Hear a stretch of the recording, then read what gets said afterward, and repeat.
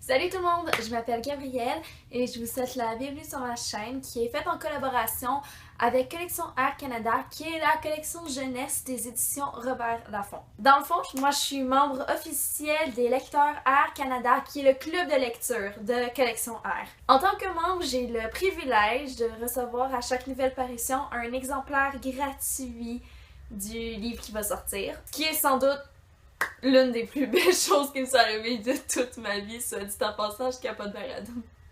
Bref, nous les membres, on a environ un mois après la réception du livre pour publier sur internet une critique de celui-ci, que ce soit sur Instagram, Facebook ou dans mon cas, YouTube.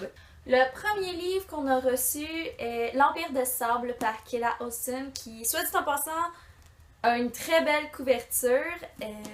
Moi, je l'adore. J'ai pas beaucoup de livres verts dans ma bibliothèque, donc je trouve que ça fait différent. Ouais, je le trouve très beau. Autant qu'il est un peu basic, si on veut, je trouve qu'il a des belles teintes. Petit résumé rapide, c'est l'histoire d'Eden qui vit dans un camp de travail depuis que la meute de loups, un puissant groupe armé, a pris le contrôle, si on veut, de son monde. Avec 3 autres filles, elle va s'enfuir du camp de travail pour se retrouver sur une île qui est censée être le dernier territoire neutre de la planète. Toutefois, elle découvre assez rapidement que l'île n'est pas tout à fait ce qu'elle est censée être et qu'elle est sans aucun doute beaucoup plus dangereuse que leur précédente prison. Tout d'abord, en lisant le résumé, je me suis tout de suite dit que ça semblait vraiment prometteur. En plus, l'histoire va bientôt être adaptée au cinéma par Leonardo DiCaprio. Donc, c'est ça, je me suis dit, wow, ça doit être vraiment incroyable. Et je confirme, l'histoire est vraiment intéressante et le concept est excellent. En théorie, c'est tout à fait mon genre de lecture. En plus, le style d'écriture de l'auteur est vraiment magnifique. J'ai vraiment rien à redire là-dessus. J'ai vraiment aimé son genre. En fait, je trouve qu'elle a beaucoup de talent. Par contre, je n'ai pas vraiment accroché. Pas parce que c'était mauvais, mais vraiment parce qu'il manquait le petit quelque chose, je crois, qui fait que d'habitude, je suis à 100% dans l'histoire. Je crois qu'en réalité, le vrai problème, c'est que j'étais souvent assez confuse pendant ma lecture. Par moments, je devais revenir quelques lignes en arrière parce que je lisais, j'étais comme « Oh, attends, c'est rendu où, là? » Parce que je trouvais que des fois, c'était un petit peu peut-être mal expliqué. Sinon, en plus, plus la lecture avançait et plus j'avais des questions, évidemment, je me posais des questions sur l'univers, sur les personnages, plein de petites choses comme ça. Sauf que malheureusement, il n'y en a pas beaucoup qui ont été répondus et ça m'a quand même déçue. Les personnages étaient quant à eux vraiment intéressants.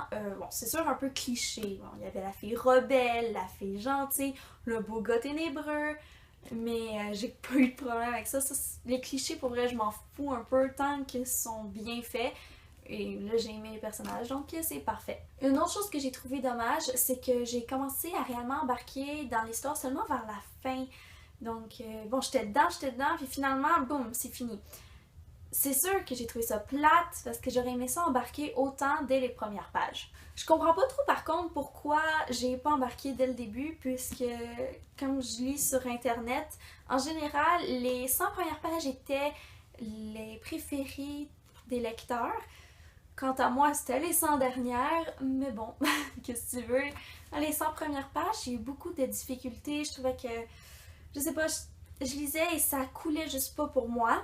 Tandis que les 100 dernières, à peu près, je trouvais que l'accent était enfin vraiment là et c'était vraiment rendu plus le genre de livre que j'aimais.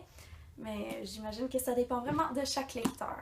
Donc, en conclusion, le livre ne fait pas partie de mon top 10, mais je ne l'ai pas détesté non plus, on s'entend. Comme j'ai dit, le concept est excellent et le livre est intéressant, faut vraiment pas se méprendre, c'est un bon livre. Pas tout à fait mon genre, mais c'est un bon livre. J'ai décidé qu'à chaque lecture, j'allais donner une petite note sur 10, donc celui-ci, je lui donne la note de 6.5 sur 10. Si jamais vous décidez de le lire, venez m'en parler et j'ai bien hâte de savoir qu'est-ce que vous en avez pensé quant à vous. Dans mon prochain vidéo, je ferai la critique de Girlhood de Kat Clark que j'ai reçue ce matin même. J'avoue avoir très hâte de le lire. J'en ai énormément entendu parler sur internet, donc j'ai des gros espoirs pour celui-ci. On verra bien qu'est-ce que ça donne. Bye tout le monde, merci d'avoir écouté. Abonnez-vous à ma chaîne et laissez un petit pouce vert si vous avez aimé la vidéo. Salut!